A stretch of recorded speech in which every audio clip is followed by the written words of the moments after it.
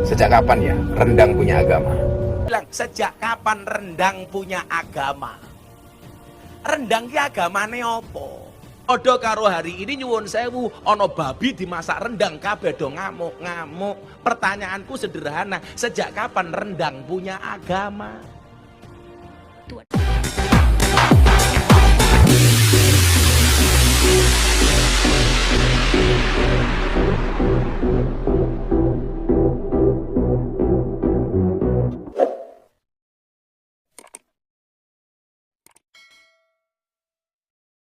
Salam teman-teman sekalian, berjumpa kembali dengan saya Arif Gule di channel TV Laskar Kristus ini. Ini channel kita bersama, jangan lupa dukung dengan cara subscribe, like, dan komen serta share video-video daripada channel ini. Terima kasih banyak teman-teman sekalian. Pada kesempatan kali ini kita akan membahas mengenai rendang babi. Ada sate babi juga, ada babi guling, ada babi panggang ya. Babi yang tidak punya dosa sama sekali teman-teman sekalian, lalu ya orang bisa jadi ribut, orang bisa adu argumen hanya masalah babi ya. Sebenarnya kalau kita melihat bahwasanya diajarkan kepada orang Kristen bukan apa yang masuk di dalam mulut yang menajiskan orang. Karena apa yang masuk itu hanya sampai ke perut lalu kita buang ke WC gitu ya, ke jamban gitu. Sementara yang menajiskan orang kata Tuhan Yesus dalam ajaran Kristen adalah apa yang keluar dari hatimu. Ketika Anda mencaci maki, menghina orang lain, menjatuhkan orang lain, memfitnah orang lain, berkata dusta, itulah yang menajiskan Anda. Nah teman-teman sekalian, sebelum kita memberikan komentar kita mengenai babi, mari kita mendengarkan dulu apa yang disampaikan oleh Gus Miftah yang ada berikut ini. Sejak kapan ya rendang punya agama? Sejak kapan rendang punya agama? Rendang ki agamane opo? Odo karo hari ini nyuwun sewu, ono babi dimasak rendang kabeh do ngamuk-ngamuk. Pertanyaanku sederhana, sejak kapan rendang punya agama? Rendang ki agamane opo bro itu? Kalau kemudian berbicara Al-Baqarah 168, ya ayyuhan nas kulu mimma fil ardi halalan thayyiba. Sakniki Quran sing maca wong Islam, ya berarti sing wajib mangan halal ki mung wong Islam. Wong Kristen arep mangan apa ya terserah, wong cangkem-cangkeme dhewe. Kono duwe babi dimasak apa ya terserah wong Kristen. Arep dimasak gule ya karepmu, dimasak babi guling ya karepmu, dimasak rendang ya karepmu. Ya teman-teman sekalian, itulah yang disampaikan oleh seorang penceramah yaitu yang terkenal yang biasa disebut dengan Gus Miftah. Luar biasa sekali teman-teman sekalian ya. Dimana saya setuju ya, secara pribadi saya setuju dengan apa yang disampaikannya gitu ya. Kenapa harus diributkan gitu ya? Toh juga kalau masalah halal itu ya untuk Islam. Ya kalau memang itu babi itu haram, ya tetapi orang Kristen makan ya itu urusannya orang Kristen. Entah mereka masak jadi rendang babi, sate babi gitu ya, ataupun sup babi, babi guling, sate babi gitu ya. Itu sebenarnya urusan daripada orang Kristen ya.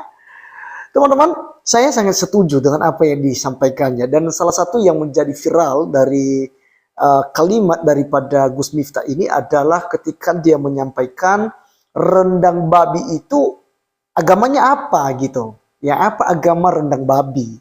Ya, ini yang menjadi masalah dan itu juga dari pihak para ustadz ya. Ada banyak sekali yang justru saat ini ya menyerang daripada Gus Miftah ya, termasuk Ustadz Adi Hidayah ya, juga berkomentar tentang Gus Miftah ini mengenai pernyataannya, rendang itu agamanya apa, rendang babi itu agamanya apa.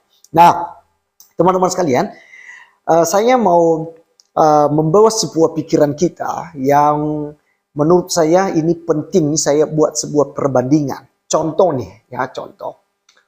Misalnya semen Padang. Nah kan ada padangnya tuh ya, ada padangnya tuh. Nah bagaimana kalau seandainya semen Padang itu di Sumatera teman-teman sekalian itu laris sekali semen Padang ya.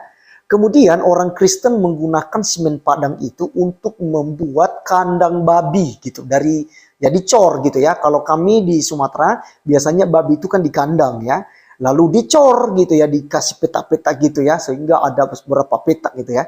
Nah, bagaimana kalau kita pakai semen Padang?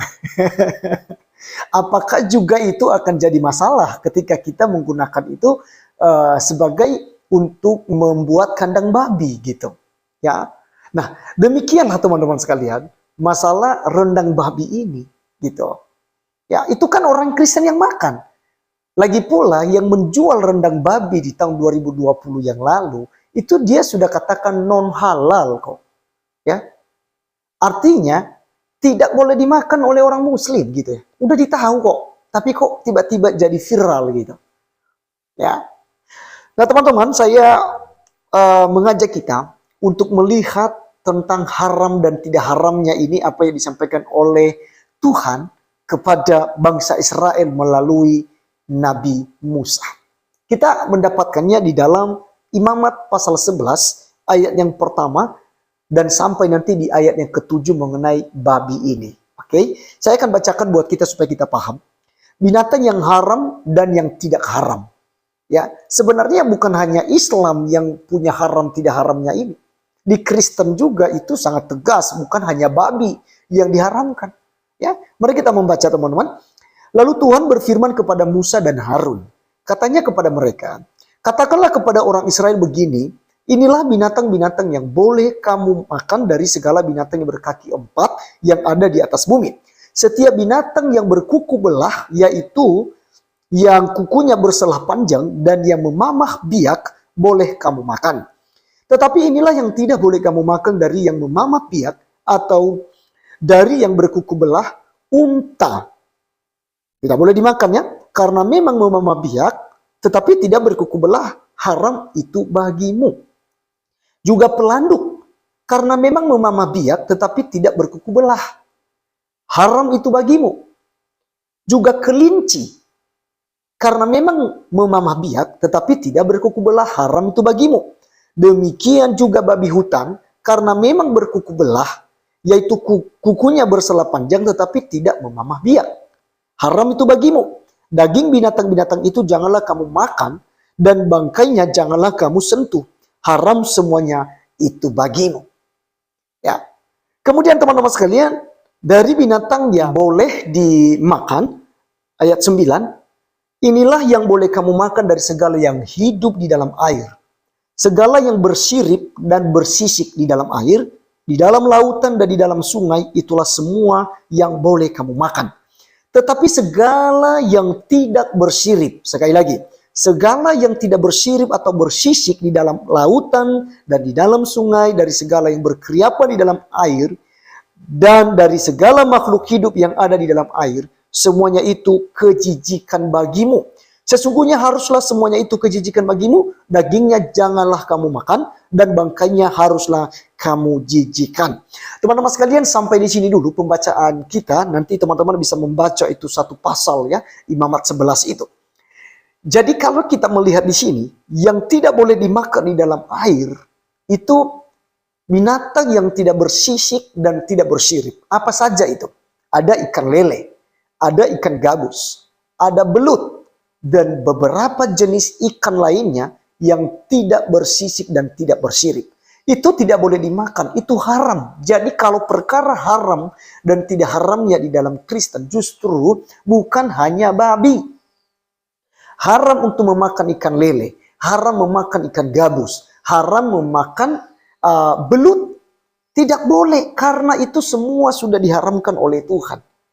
Nah teman-teman sekalian, untungnya orang Kristen ya tidak lagi hidup ya dan tidak dihakimi menurut makanan, menurut halalnya apa yang mereka makan. Ya, inilah kasih karunia yang ada di dalam kekristenan. Dan teman-teman sekalian, saya bawa pikiran kita lagi. Kalau seandainya dari pihak muslim ini, ya saya percaya tidak semua muslim. Tetapi ya termasuk Anwar Abbas ya, wakil Majelis Ulama Indonesia, dan juga beberapa ustadz yang lain yang juga alergi dengan rendang babi ini. Contoh nih, ada satu aliran kekristenan yang tidak minum kopi, tidak minum teh, tidak makan ikan lele, ikan gabus, ya entah itu pecel lele kah atau apapun itu jenis dimasak seperti apa saja ikan lele. Kemudian juga tidak makan ikan belut ya, atau jenis-jenis ikan tadi yang saya bacakan, bahwasanya yang tidak bersih, yang tidak bersyirik. Ini aliran kekristenan ya, mereka punya nama organisasi atau nama aliran ini yaitu Advent, hari ke-7. Teman-teman sekalian, mereka ini tidak makan babi, mereka ini tidak makan ikan lele, persis seperti apa yang dikatakan oleh kitab Imamat. Mereka menjaga. Nah, pertanyaan saya, apakah ada dari pihak mereka yang pernah protes tentang warung pecel lele? Adakah dari mereka yang protes tentang warung yang memasak makanan seperti ikan gabus, belut ya? Ini tidak pernah terjadi, teman-teman sekalian.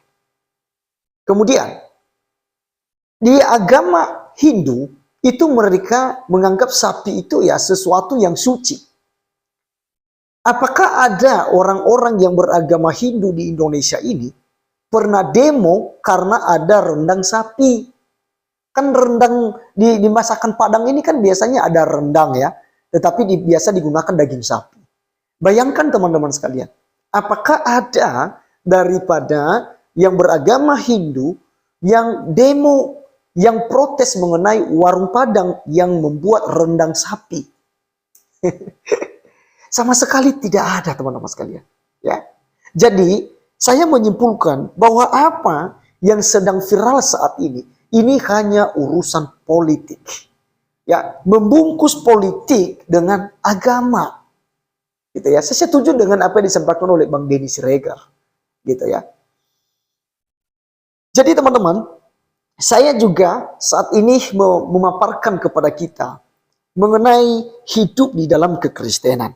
Ya, Roma 14 ayat 1 sampai 3 berkata, "Terimalah orang yang lemah imannya dan tanpa mempercakapkan pendapatnya. Yang seorang yakin bahwa ia boleh makan segala jenis makanan, tetapi orang yang lemah imannya hanya makan sayuran-sayuran saja. Siapa yang makan, janganlah menghina orang yang tidak makan. Dan siapa yang tidak makan, janganlah menghakimi orang yang makan, sebab Allah telah menerima orang itu." Jadi teman-teman sekalian, dalam kekristenan kita sangat tegas ya, terang benderang, kita diajarkan untuk tidak menjadi hakim bagi saudara-saudari kita. Kita tidak boleh menghakimi mereka yang tidak makan.